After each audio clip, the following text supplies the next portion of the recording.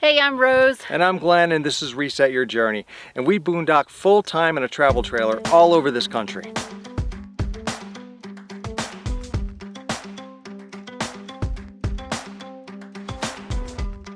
After all this time boondocking, we're sharing with you all the essentials that we have found necessary for full-time boondocking. There are the obvious essentials like water, power, and fuel. And I want to make a point about power. Now, a lot of the first thought that people have is solar is a good solution to living on the land for a long time. Well, it would take a lot of battery power and a lot of solar power and a huge inverter to run your air conditioning and to run some of the bigger things like microwaves for an extended period of time. And if you're going to go out for more than a couple days, you really need a generator. It doesn't have to be a big generator. If you can get 30 amps out of it, you can power at least one air conditioner. In fact, we use two Yamaha generators that run in parallel, produce 30 amps, which is enough to run everything in our rig, and we can do this. We can run them all day long if we want, and we usually stay where there are no other people, so no one can even hear them, but they're not even that loud. So, like I said, microwave, air conditioning, we live a completely normal life as if we're in a sticks and bricks house with those two generators running. Now let's talk about some of those essentials that you'll need if you're boondocking for more than a couple days. Okay, so if you want to conserve water and keep the water out of your gray tank, let me show you something absolutely magical. Check this out. Whoa.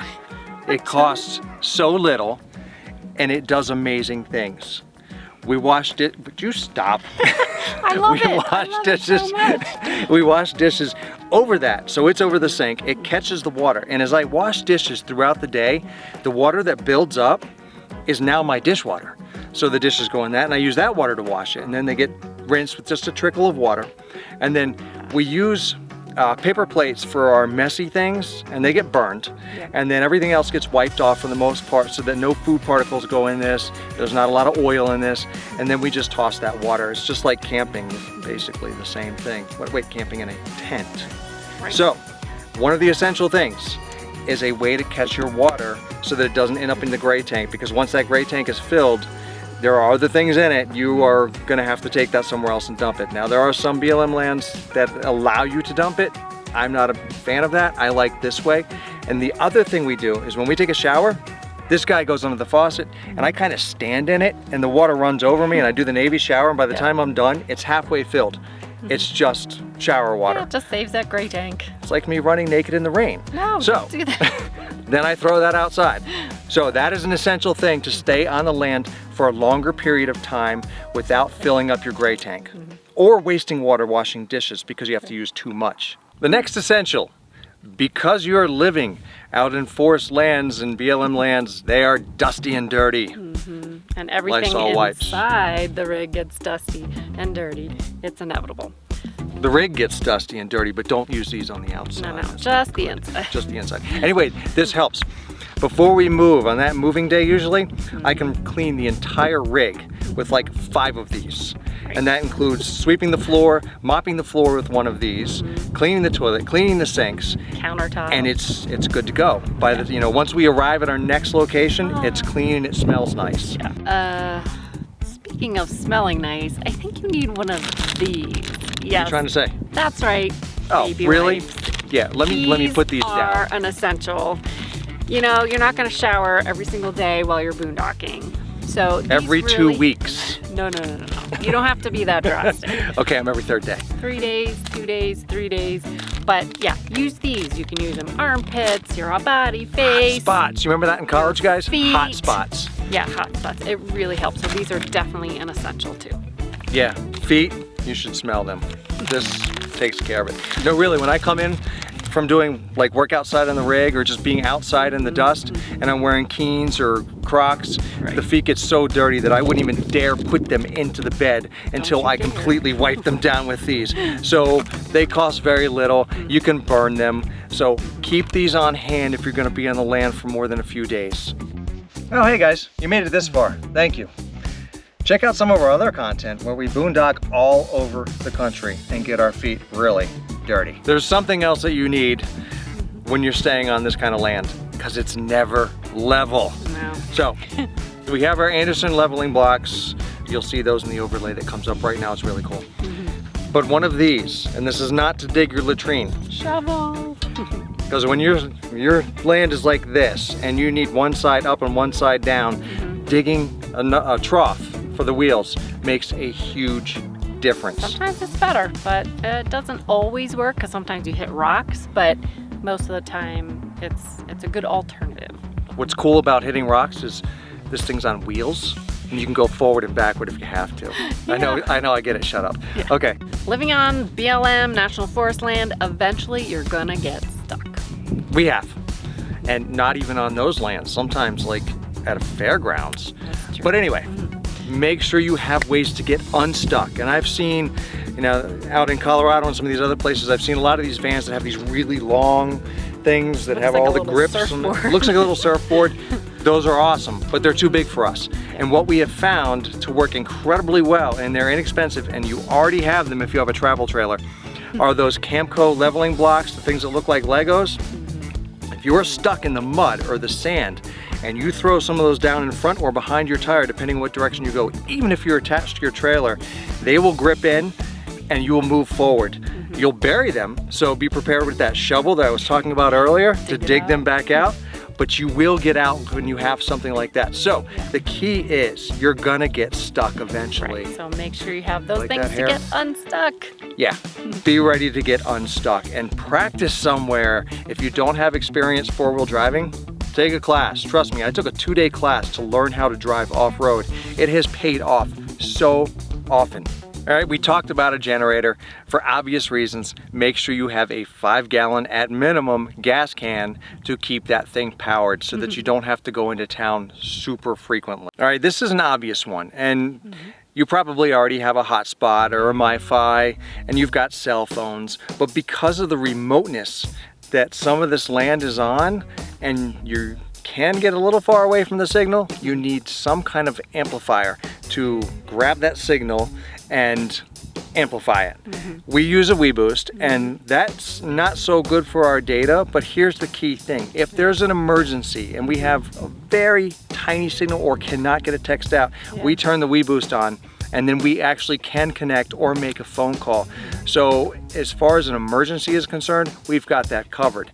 If we can't get data because we're so far out, then that's a day off from work for us, basically. Yeah, we try and research all that too ahead of time with our favorite apps for that. And speaking of apps, this is that next thing.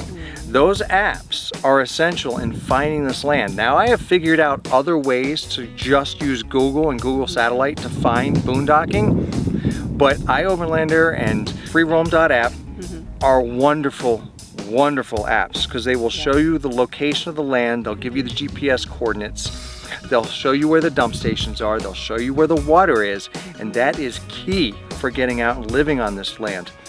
I want to say, you know, a strong mention to freeroam.app that has the cell phone coverage to it. So you basically push the button for your cell phone or your hotspot provider, and it gives you an overlay. That is critical, and it's awesome. It is the difference between making some of the other ones great and making free roam great. So thank you for putting that on there. Just do that all ahead of time while you have a signal, because sometimes you won't, and then, you know, how do you research You can plan this. So plan ahead. In fact, we have been in those situations where we plan to be out of range, but then we get there, we turn our WeBoost on, and we actually have enough of a signal to make an emergency call. So it helps. Currently, Starlink is available for roaming, so if you are fortunate enough to have Starlink or be able to get Starlink soon, that solves a lot of problems, because if you can pick that up almost anywhere and that becomes your Wi-Fi, that becomes your cell phone connection, you have a solution. But I do want to make this one note about Starlink. It requires an AC power source, which means that if you have solar and batteries, you need to have an inverter. If you don't have that inverter, then you need to have a generator source, and we've talked about that already, that the only time you can use Starlink is when it's plugged in and you have a power source running to it that's alternating current. All right guys, this is a big one. You've got to have tools, and you've got to have some parts to your trailer and your tow vehicle. If you're in a motorhome, then you need parts for that as well. but things are going to break. But not just thinking about breaking and being prepared for them to break, you've got to maintain them. You need to know how to take care of them and possibly repair something. It's gonna happen. You know, check out it fell off, the wheel fell, you know, I drove it until the wheels fell off. Yeah, we drove this rig until the wheel fell off. So, yeah, you're gonna need to know how to fix that. We learned some very important lessons under those circumstances. You know, this goes beyond the set of screwdrivers and Allen wrenches and a drill. You need your torque wrenches, you need all kinds of specific tools for these rigs. Practice, get to know it, do the maintenance yourself. When you're out on the land and it breaks down, those towing companies, right, they only come to you and the ones that you pay for roadside assistance for your RV, they don't go off-road for you. That's extra. So learn how to fix things yourself and have every tool that you can imagine.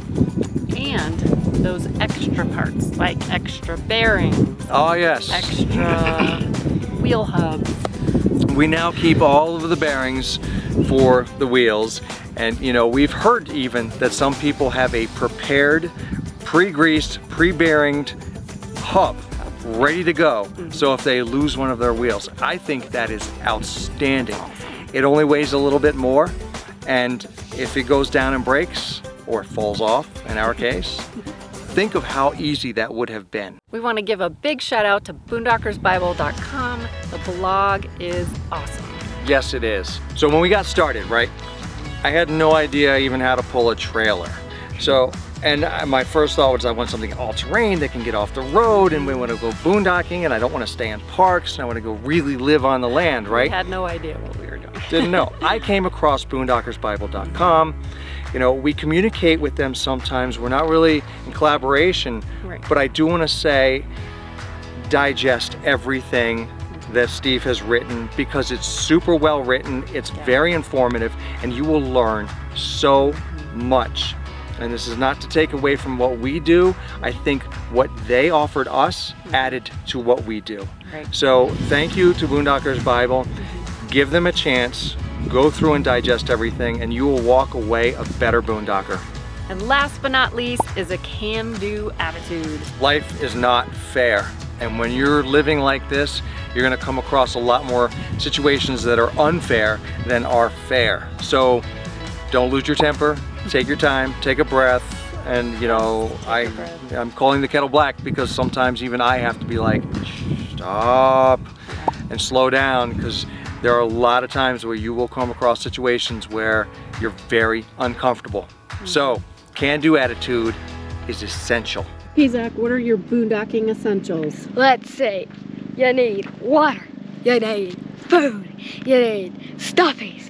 You need a hiking stick. And you need a can-do attitude. Hey guys, thanks for watching. If you found any of these essentials helpful, whether you're a newbie or a seasoned RVer, let us know in the comments down below. If you liked the video, give us a thumbs up, and we'll see you in our next video. I thought you said you were gonna come in. You did. Sorry, here we go. Just make sure you have at least a 5-gallon gas can. A gas tan. Let me, I made the mistake. Gas can or gas tan? Gas can. The sun is in my eyes now. Ah! Nope. Ah, what? Nope. Go on and on. Okay.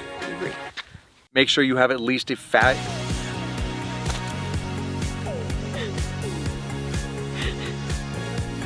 It happens.